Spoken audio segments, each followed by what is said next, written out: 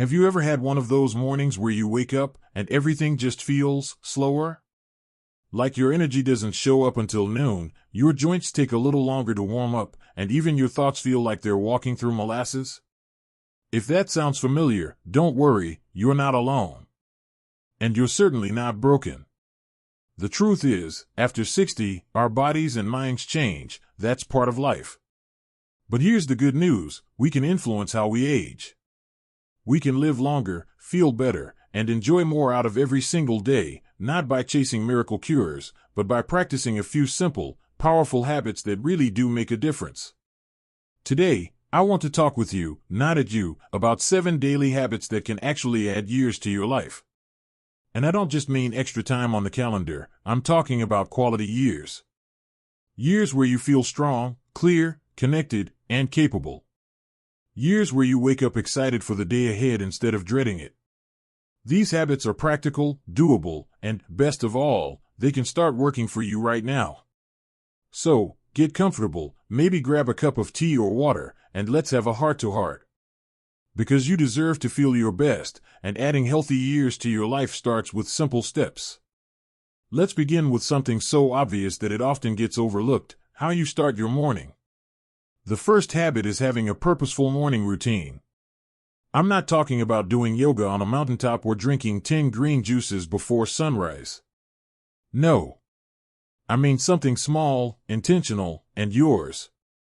When you wake up, don't rush straight into the news or your phone. Instead, take 5 minutes, just 5, to stretch, breathe, and set an intention for your day. Maybe you say to yourself, "Today, I will take care of my body. Today, I will enjoy what I have. Today, I will move with joy." You'd be amazed at what that tiny ritual can do. It grounds you. It puts you in the driver's seat, instead of letting the world pull you in 100 directions. And when you begin the day with care, the rest of the day follows that tone. Some people like to include a short walk in their morning, just around the block, maybe with a pet or listening to music. Others enjoy writing down one thing they're grateful for. Whatever it is for you, the goal is to create consistency and calm at the start of your day. That alone can lower stress, support brain health, and improve your immune system over time. Now, speaking of movement, let's talk about the second habit: staying physically active in the right way. After 60, exercise doesn't have to mean lifting heavy weights or sweating buckets. In fact, trying to do too much too fast can actually set you back. What your body really needs is gentle, regular movement that keeps your heart pumping, your joints mobile, and your muscles strong. Walking is wonderful, especially if it's done with intention. That means keeping a steady pace, swinging your arms, and breathing deeply as you go. It's not just about getting from point A to point B, it's about enjoying the movement, letting it nourish your whole body. You can also try things like Tai Chi or water aerobics, which are easier on the joints and great for balance. And if you can, include light strength training a couple times a week. That can be as simple as lifting small weights or using resistance bands while sitting in a chair. Why is this so important? Because muscle loss accelerates after 60. And the less muscle you have, the harder it is to stay independent, avoid falls, and bounce back from illness. But when you build and maintain strength, you stay mobile, and freedom of movement is freedom of life.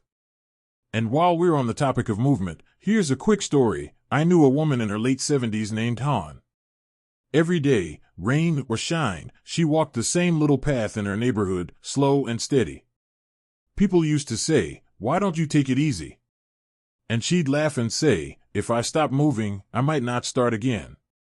That stuck with me. She didn't run marathons. She didn't join fancy gyms. But she lived to 93, strong, alert, and still walking that same path. It wasn't about intensity, it was about consistency. And that's the key. Let's now ease into the third habit, and it's a delicious one. Eating whole, real foods that nourish your body, and avoiding the ones that silently hurt it. After 60, our metabolism slows down, our digestion changes, and we become more sensitive to sugar, salt, and processed ingredients.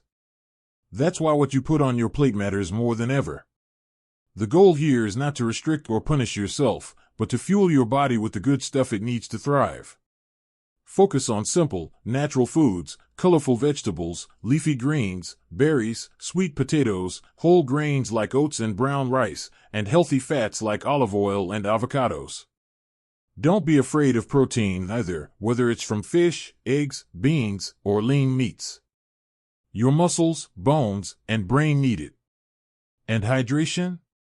That's just as important. Many seniors walk around mildly dehydrated, which can lead to fatigue, confusion, even dizziness. So make sure you're drinking enough water, even if you're not always thirsty. And here's a gentle nudge: limit processed meats, sugary snacks, and anything with a long list of ingredients you can't pronounce. These foods don't just lead to weight gain, they quietly increase inflammation in the body, which is linked to everything from arthritis to heart disease. Eating well doesn't have to be boring or bland. You can still enjoy flavor, joy, and variety, you just do it with intention.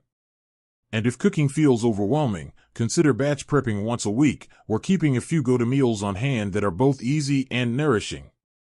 Something as simple as a hearty soup, a veggie stir-fry, or a smoothie packed with greens and fruit can go a long way. The more you fuel your body with what it truly needs, the more energy you'll feel. The sharper your mind will be. And the more likely you are to avoid the chronic diseases that too often rob people of their golden years.